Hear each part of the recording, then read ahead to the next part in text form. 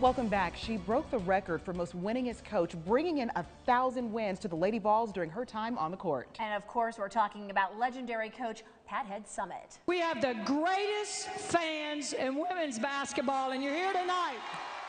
A champion on the court and a pioneer for women, Pat Summitt brought home countless national championships and was even honored with the Presidential Medal of Freedom. She was diagnosed with early onset Alzheimer's back in 2011 after serving as an advocate for the fight against the disease. She later died 3 years ago now at the age of 64, her legacy being carried on both on and off the court. For her to give people that courage and to make it okay to talk about Alzheimer's disease is certainly an amazing part of her legacy. Continuing the work of Pat Summitt and the foundation she launched shortly after her diagnosis, UT Medical Center opening up the Pat Summitt Clinic shortly after her death.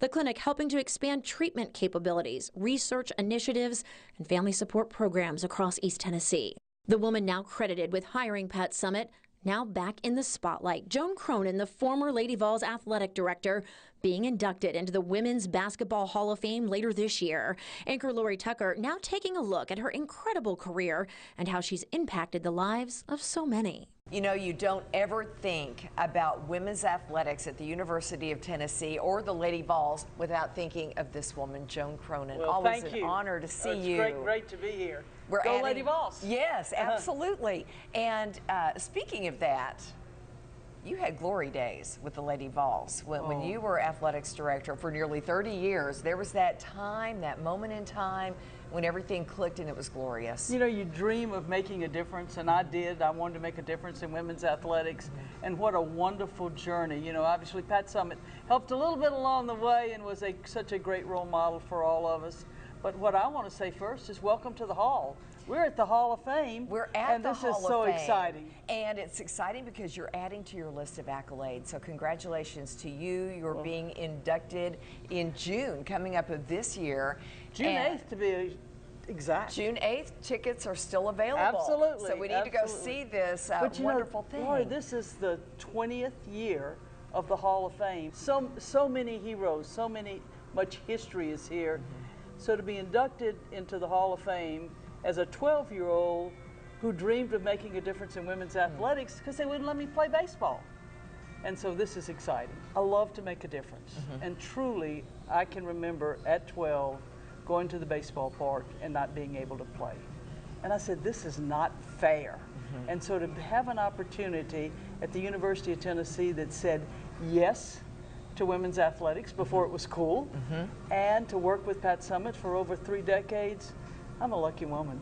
She always introduced me as her boss. Pat Summitt had no boss, but I think we made a great team, and that was what was special, because our passions were the same, our goals were the same, and we just were able to surround ourselves with great people. Yeah. Got to ask you about this for especially young women watching. What are some of your other secrets to becoming successful? Thank you, because I think that's important. To know people's name are really important. But you know, I got in this business and I wrote a book called Sport is Life with the volume turned up. I think you learn so much from being competitive. So if I had to tell young women, and this we're celebrating women, is be competitive. Want to be the best, and I think that's important. Every day. Every day. Joan Cronin, thank you so much. Thank you. Well deserved. She broke so many barriers. She really did. Okay, so talking about trailblazers like her, but this time out of the Navy. You know, the first female jet pilot actually has East Tennessee roots. Yeah, we're talking about Captain Rosemary Mariner. Captain Mariner not only lived in Norris, but she was a Vol for life. And just last month, she was laid to rest with full military honors.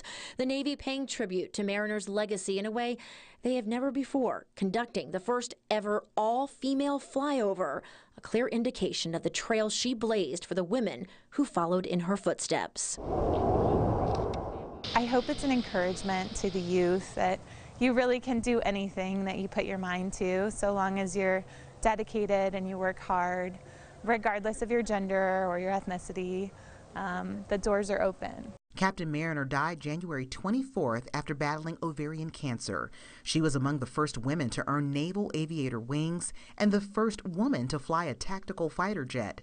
You know, Kristen, as we look at celebrating women, we also have to recognize and honor those who were breaking barriers, not just because they were women, but also because of the color of their skin. Yeah, the remaining of the Clinton 12, one of them, Gail Ann Upton, making their way back to East Tennessee, honored some 63 years after the desegregation of Clinton High School. The Clinton 12, the first students to desegregate a state-supported high school here in the South. It's a part of our history, and I think all these young people should know how we have strived to get an education, and it's opened a lot of doors for a lot of other children, I think. The Green McAdoo Cultural Center in Clinton resurrected statues in honor of the Clinton 12, one of them Upton, back in 2007. Governor Phil Bredesen unveiling the sculptures commemorating 50 years of desegregation. We hope tonight you walk away inspired and educated on the big impact that women have had right here in East Tennessee. I know I have. So many stories. And you know, while we're here, honored to work with you, my friend. Absolutely. Same to you, my fellow female. And we have so many other stories on our website, everyone. Go to WATE.com. Look under the Celebrating Women's tab. That's going to do it for us tonight here from the East Tennessee History Center. Thanks for joining us, and have a good night.